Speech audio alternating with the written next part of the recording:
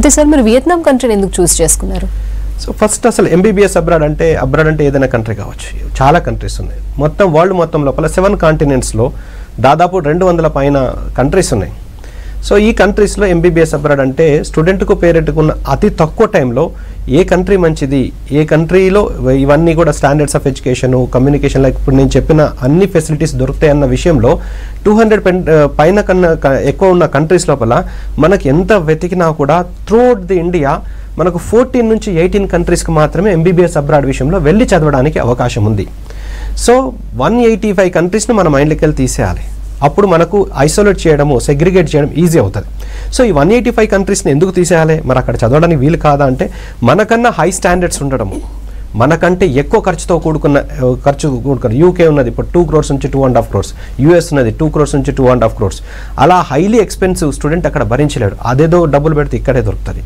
So ఆ విధంగా మనకంటే ఎక్కువ ఖర్చుతో కూడుకోవడము, ప్లస్ అక్కడ వీసా ప్రాబిలిటీ ఉండకపోవడము, తర్వాత మనకన్నా లో స్టాండర్డ్ కంట్రీస్ ఉన్నాయి. ఇప్పుడు ఆఫ్రికన్ కంట్రీస్లో వాళ్ళకే సరిగా ఎడ్యుకేషన్ లేదు, మనం వెళ్ళి చదవడంలో మీనింగ్ లేదు.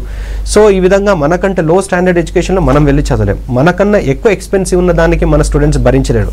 సో ఈ విధంగా అన్ని విషయాలలో ఐసోలేట్ చేస్తే ఒక 14 నుంచి 18 కంట్రీస్కి మాత్రమే మనకు అందుబాటు ఖర్చులో, అంటే నేను చెప్పాను కదా ఇంతకుముందు 12 lakhs నుంచి మ్యాక్సిమం 20-25 lakhsలో టోటల్ ప్యాకేజ్, మొత్తం టోటల్ ప్యాకేజ్ అయిపోయేదానికి వీలున్న కంట్రీస్ 14 నుంచి 18 కంట్రీస్ మాత్రమే ఉన్నాయి.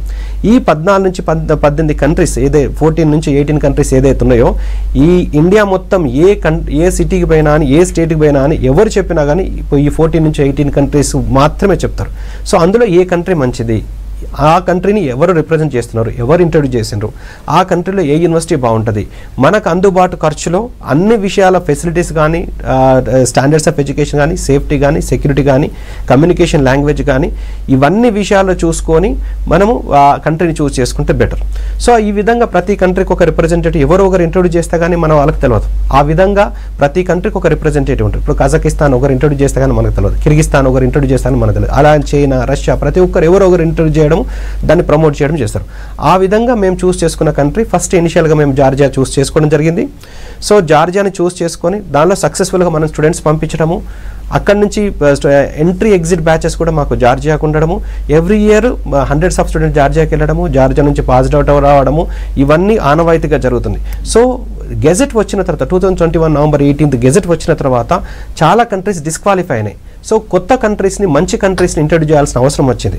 సో ఆ గెజెట్కి అనుగుణంగా మనకు ఒక మంచి కంట్రీ ఏదైనా ఉన్నదా అని చెప్పి చాలా సంవత్సరాలుగా వెతికితే మేము అన్ని విధాలుగా నచ్చిన కంట్రీ వచ్చేసి జార్జియా, తర్వాత వియత్నాం చాలా బాగుంది.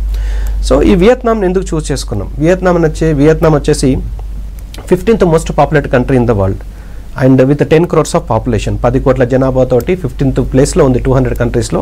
అండ్ ముఖ్యంగా పాపులేషన్ డెన్సిటీ మనకి ఇండియాకు సిమిలర్గా ఉంది, 300+-. ఇండియాది పాపులేషన్ డెన్సిటీ 300+-, వియత్నాంది కూడా +-300 ఉన్నది. దాంతోపాటు ట్రాపికల్ క్లైమేట్, అంటే 24 hours 365 days మన ఆంధ్రప్రదేశ్, తెలంగాణలో ఏదైతే వాతావరణం ఉంటుందో సేమ్ వాతావరణం ఉంటుంది. So population density and tropical climate, దీనివల్ల స్టూడెంట్కి ఏ విధంగా ఉపయోగపడుతుంది, ఇది ఇంపార్టెంట్ టాపిక్.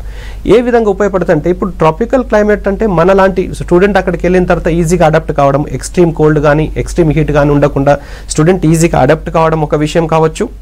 మనలాంటి డిసీజెస్ అంటే క్లైమేట్ డిసీజెస్ అన్నీ కూడా ఈ క్లైమేట్ సిచ్యువేషన్స్ బట్టి మారుతూ ఉంటాయి. సో మనలాంటి డిసీజెస్ 100% మనలాంటి డిసీజెస్ ఉండి ఎక్కువ పాపులేషన్ డెన్సిటీ ఉండడం వల్ల పేషెంట్ పొటెన్షియాలిటీ ఎక్కువ ఉంటుంది. ఇప్పుడు ఒక స్టూడెంట్ చదువుతున్నప్పుడు బుక్ నాలెడ్జ్ మాత్రమే ఉంటే సరిపోదు, ఖచ్చితంగా వాళ్ళకు పేషెంట్ ఎక్స్పోజర్ ఉండాల్సిందే, హాస్పిటల్ విజిట్ చేయాల్సిందే, పేషెంట్ ఎక్స్పోజర్ ఉండాల్సిందే. చదివింది వాళ్ళు ఇంటర్ప్రిట్ చేయాలంటే ఖచ్చితంగా పేషెంట్స్ వాళ్ళకు అందుబాటులో ఉండాలి.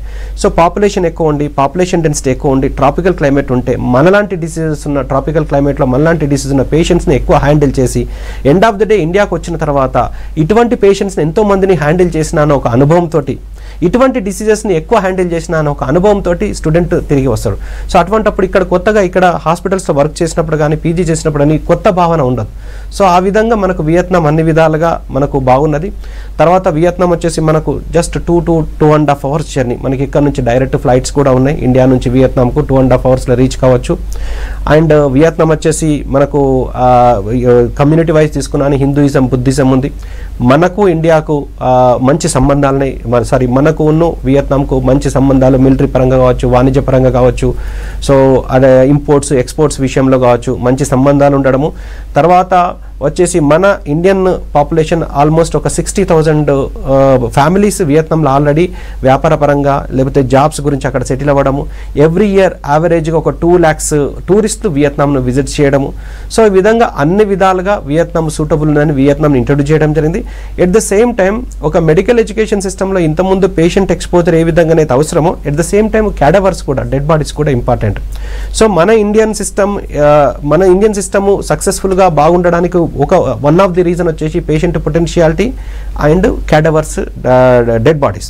సో ఈ క్యాడవర్స్ డెడ్ బాడీస్ ఇండియా తర్వాత అందుబాటులో ఉన్నది వియత్నాంలో మాత్రమే. సో అక్కడ మనకు క్యాడవర్స్ డెడ్ బాడీస్ ఉంటే ఒక ఆర్టిఫిషియల్ బాడీకి ఏ విధంగానైతే హ్యాండిల్ చేసిన విధానం కానీ, లేకపోతే ఒక డెడ్ బాడీని డిసెక్ట్ చేయడము, అందులో ఆర్గాన్స్ ఎలా ఉన్నాయి, టెండాన్స్ ఎలా ఉన్నాయి, డిసెక్షన్ చేస్తే దాన్ని టచ్ చేసి వచ్చే ఫీల్, ఇవన్నీ కూడా స్మెల్ కావచ్చు, టచ్ చేస్తే ఫీల్ కావచ్చు. డెడ్ బాడీ ఉండడం వల్ల వీళ్ళకు ఎక్స్పోజర్ ఎక్కువ వస్తుంది. అంటే ప్రాక్టికల్స్ అనాటమీ విషయంలో ప్రాక్టికల్ ఎక్స్పోజర్ డెడ్ బాడీస్ ఉండడం వల్ల ఎక్కువ వస్తుంది. ఒకవేళ డెడ్ బాడీస్ అందుబాటులో లేకపోతే త్రూ అవుట్ ది కోర్స్ వాళ్ళు డెడ్ బాడీని హ్యాండిల్ చేసే అవకాశం ఎక్కడ కూడా రాకపోవచ్చు. సడన్గా కోర్స్ అంతా అయిపోయిన తర్వాత వీళ్ళు డెడ్ బాడీస్ని చూస్తే వీళ్ళకి కొత్త ఫీలింగ్ రావచ్చు. సో అటువంటిది ఏం కూడా వియత్నాంలో మనకి ఇండియా అంటే మేము ఒక విషయంలో చెప్పాలంటే ఇండియాలో కాంపిటీషన్లో ఎంబీబీఎస్ అడ్మిషన్ దొరకని పక్షంలో ఇండియాలో 1 కోటి ± డబ్బులు పెట్టి చదివే కెపాసిటీ లేని పక్షంలో ఇండియాకు సరి సమానంగా లేకపోతే అంతకంటే మంచి ఎడ్యుకేషన్ ఇంటర్నేషనల్ లెవెల్లో చూస్తే వియత్నాం ది బెస్ట్ డెస్టినేషన్గా మనం చూస్ చేసుకోగలం. అందుకని వియత్నాంని చూస్ చేసుకోవడం జరిగిందండి.